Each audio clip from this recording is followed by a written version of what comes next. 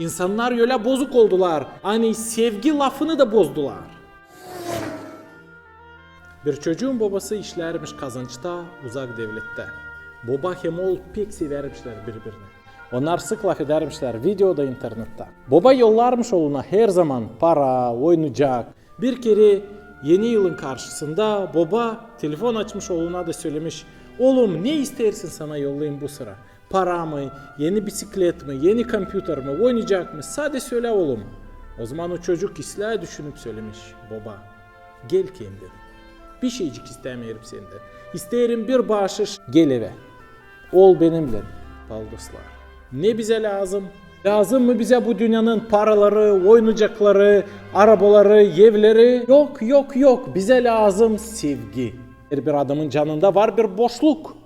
Da o boşluğu var nece doldursun? Sadece Allah. Allah'ın sevgisi.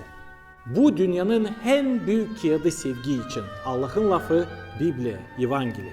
Bakınız ne yazılı 1. Yuvanna kağıdında 4. başta 16. bölümde. Biz anladık kim inandık sevgiyi. Hangisi Allah'ta var bizim için. Allah var sevgi. Da kim yaşar sevgide o kalır Allah'ta, Allah da onda. Biblia söyler hani Allah var sevgi. İnsanlar öyle bozuk oldular. Hani sevgi lafını da bozdular.